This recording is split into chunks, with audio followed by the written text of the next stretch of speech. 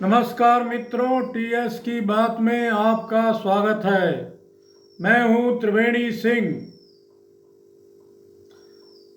प्रजातंत्र के वजह से ही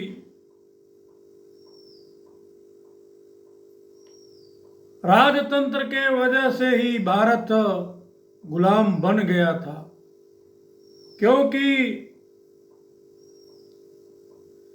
रियासतें छोटे छोटे हिस्सों में बटे थी। जब आक्रांताओं की फौज भारत पर हमला करने की कोशिश कर रही थी तो भारत की ताकतें छोटी छोटी रियासतों में बटी हुई थी। अगर ये सभी रियासतें एक साथ आक्रमणकारियों के सामने आक्रमणकारियों के खिलाफ युद्ध लड़ा होता तो भारत विदेशी आक्रांताओं का गुलाम नहीं हुआ होता। देश आज के तारीख में एक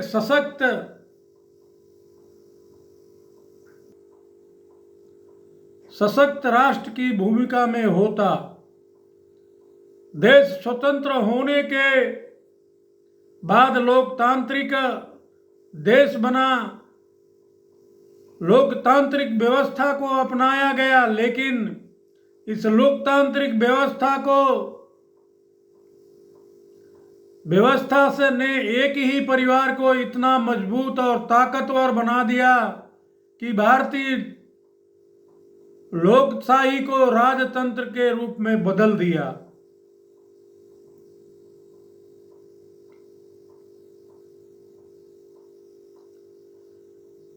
एक ही परिवार के लोग फले फूले और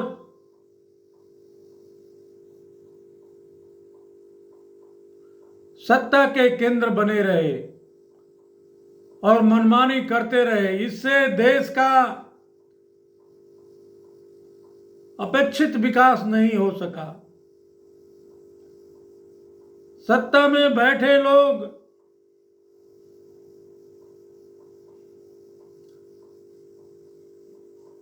सत्ता को धन कमाने का साधन बना लिया।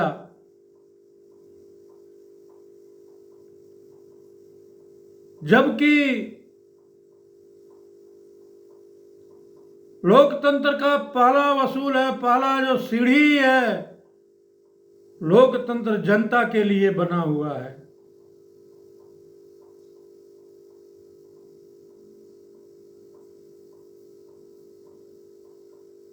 इस तरह से देश स्वतंत्र होने के बाद और लोकतांत्रिक व्यवस्था अपनाने के बाद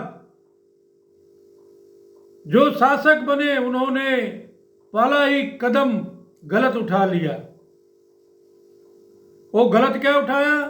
उन्होंने सत्ता को धन कमाने का माध्यम बना लिया। लोगों की, आम जनता की सुख सुविधाओं का ध्यान नहीं रखा।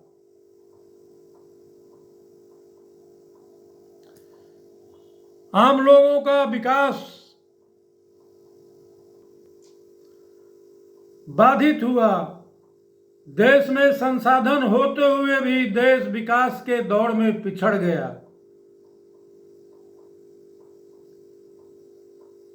क्यों पिछड़ा? इसके कई कारण हैं।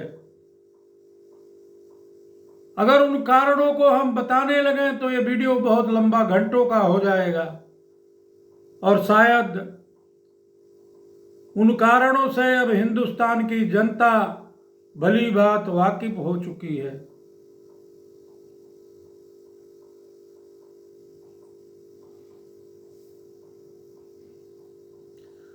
दुनिया के छोटे छोटे राष्ट्र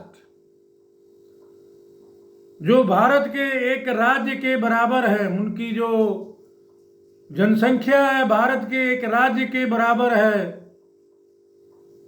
वह अर्थव्यवस्था में ताकतवर बन गए। लेकिन एक शक्तिशाली देश गरीबी का दंश झेलता रहा, गरीबी की मार सहता रहा। यह क्यों हुआ? क्योंकि जो हमारे शासक थे उनको केवल अपनों का, अपने परिवार का ही भला देखना चाहते थे।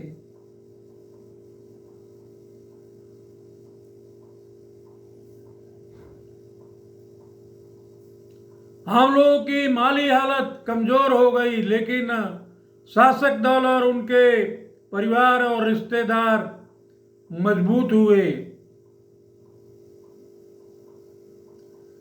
यह कैसे संभव हुआ? तो इसे हम बेझिझक कह सकते हैं कि केंद्र की सत्ता का केंद्र भ्रष्टाचार का गढ़ बन गया। इसी के साथ ही भारतीय राजनीति में मंडल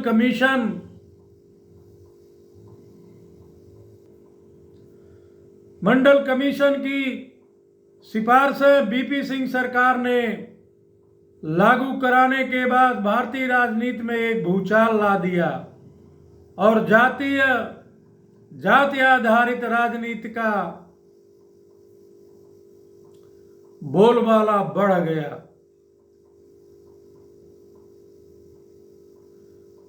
जाति आधारित राजनीति का 3 केंद्र बने। बिहार में लालू प्रसाद यादव, यूपी में मुलायम सिंह यादव तथा मायावती। इन तीनों परिवारों का माली हालत बहुत अच्छी नहीं थी, लेकिन जातीय आधारित राजनीति करने के कारण इन तीनों नेताओं ने सत्ता का सुख भोगा और सत्ता का दोहन किया।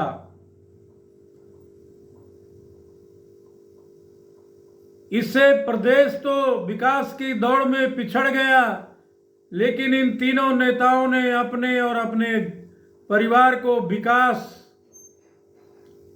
सत्ता का दोहन करके किया। इसलिए निसंदेह कहा जा सकता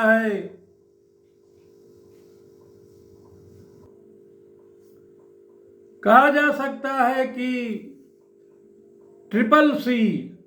ये ट्रिपल सी क्या है? ट्रिपल सी का मतलब है कांग्रेस, करप्शन और कास्ट राजनीति, जातिवादी राजनीति। इन तीनों ने देश के विकास को बाधक बना दिया।